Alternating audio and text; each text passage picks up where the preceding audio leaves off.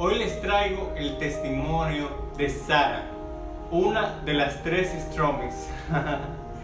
Ella les dirá cómo ha sido su vida con un ACV y todo lo que ha mejorado. Recuerden siempre que la vida es hermosa. Y nosotros que hemos pasado por un ACV somos unos guerreros. Yeah! People are in shock when they find out I'm a stroke survivor. Why is that?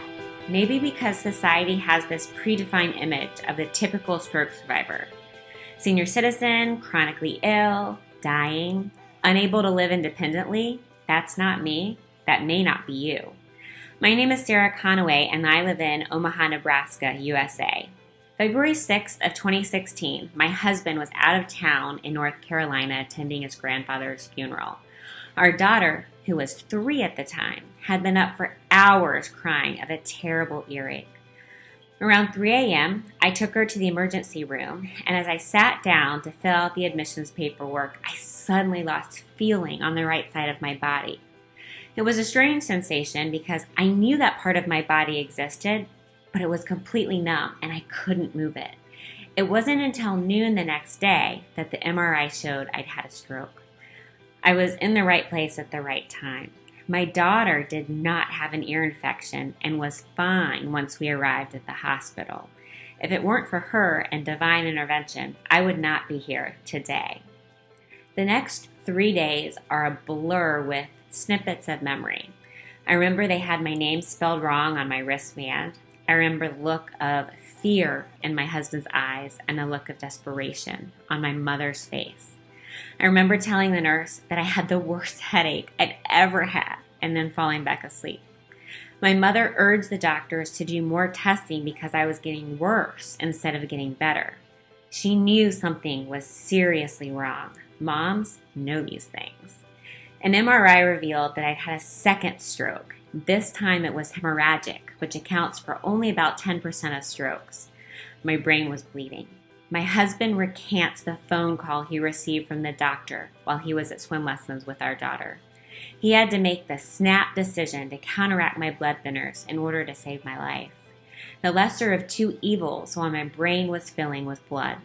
A shot of Kcentra would thicken my blood to stop the bleeding. However, it would also make me extremely susceptible to more clotting and more strokes. Aren't blood thinners supposed to prevent strokes? I'd been on Coumadin for over 10 years because of previous clotting episodes. It just did not make sense. I was a sitting duck for 2 weeks after my strokes because I was off of blood thinners altogether until the bleeding subsided. My neurologist told my family that the area in which I had my brain bleed is very rare, and because of where it occurred, someday I would walk into his office and shake his hand. I remember 6 months later walking into his office, and I remember shaking his hand. Rehabbing post-stroke was the single hardest thing I have ever done.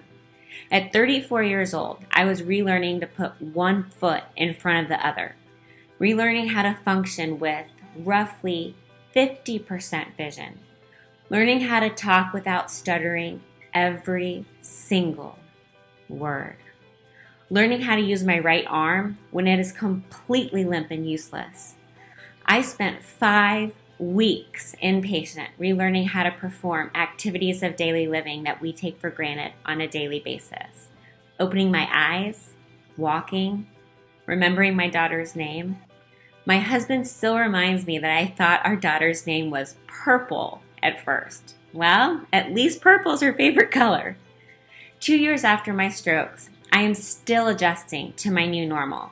I struggle with aphasia, short-term memory loss, dexterity, and sensation on my right side, but I'm alive and I'm thriving.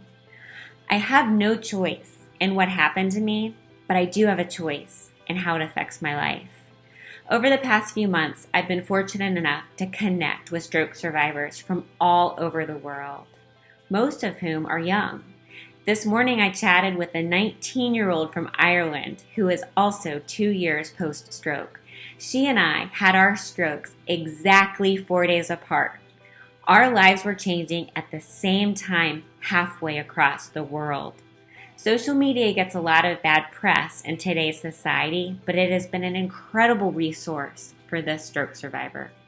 Every survivor I've met on various social media platforms shares thankfulness for life and hope for the future. They're not bitter. They don't harbor resentment. They're glad to be alive. And they want to encourage others. That's why the Stromies joined together. The Stromies are stroke homies who met through the American Heart and Stroke Association. We want to spread awareness and offer encouragement and hope. No matter where you are in your journey, we want to walk alongside you. You are not alone. Visit our blog at www.stromies.com. Thank you.